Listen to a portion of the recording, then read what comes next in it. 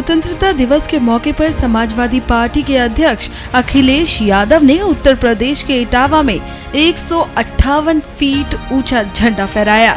इस दौरान उनके साथ कई सपा के नेता भी मौजूद थे। आज 15 अगस्त है। मैं स्वतंत्रता दिवस की पूरे देशवासियों को बहुत बहुत बधाई और शुभकामनाएं देना चाहता हूं। साथ ही साथ हम उन तमाम महापुरुषों को, सबसे पहले राष्ट्रपिता महात्मा गांधी, जिन्होंने लगातार और उनका साथ देने के लिए तमाम भारत के हर कोने से लोगों ने साथ दिया। राष्ट्रपिता महात्मा गांधी के आह्वान और लगातार क्रांतिकारियों के संघर्ष और अनगिनत लोगों की कुर्बानी के बाद हमें भारत देश आज़ादी और भारत देश को आज़ादी दिलाने में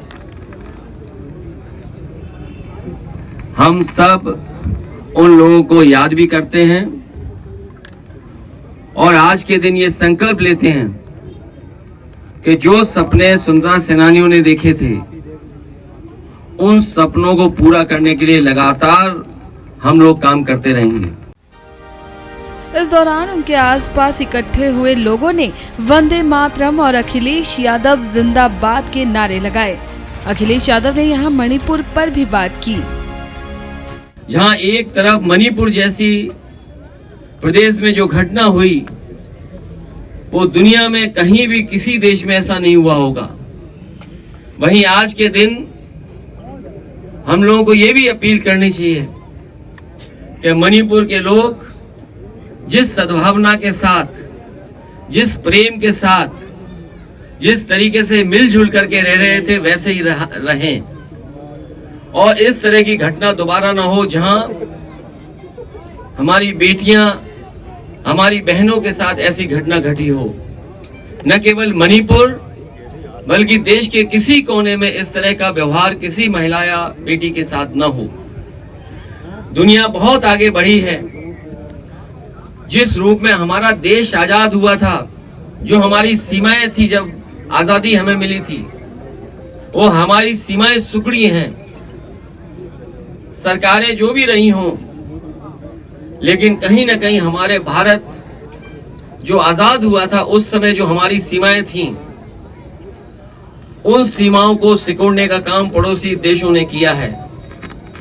आज के दिन 15 अगस्त जब पूरा देश स्वतंत्रता दिवस मना रहा है, तो हमें भी ये संकल्प लेना चाहिए कि जिस कुर्बानी और जिस संघर्ष के बाद आज़ादी मिली हमारे देश को, हमारा देश जहां मजबूत हो, वहीं सीमाएं भी हमारी बहुत सुरक्षित रहें। मैं एक बार फिर आपके माध्यम से पूरे देशवासियों को स्वतंत्रता दिवस की बहुत बहुत बधाई देना चाहता हूं। साथ ही पीएम मोदी पर भी अखिलेश यादव ने यहां निशाना साधा। जो हमारी समस्या है उनका हम आकलन करें अगर, तो लोकतंत्र में जो स्वतंत्रता होती है उसमें हम कहां खड़े हैं? हम प्रेस की आजादी में कहां खड़े हैं?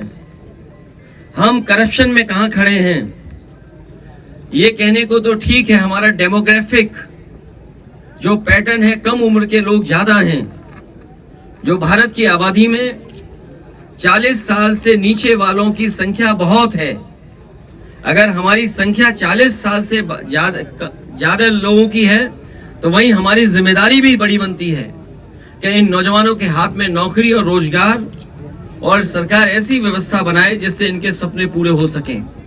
और लाल किले पे खड़े होकर के अगर किसी सरकार ने ये कहा हो कि हम किसानों की आय दोगुनी कर देंगे, तो कम से कम उन सरकारों को पीछे मुड़कर देखना चाहिए कि आज हम दोबारा वहीं 15 अगस्त पे खड़े हैं। क्या हमारे देश के गरीबों की, किसानों की आय दोगुनी हो गई? क्या करोड़ों नौजवानों को नौकरी मिल गई? और जो संतुलन बनाना चाहिए सरकार को, आज जिस तरीके से महंगाई है, खाने पीने की चीजों से लेकर के डीजल पेट्रोल की, ये हमारे देश के लिए चिंता का विषय है। क्योंकि अगर इसी तरह महंगाई बढ़ती रही और लोगों के हाथ में नौकरी और रोजगार नहीं हुए, तो हमारा देश कहाँ जा रहा है इस पर सोचना होगा।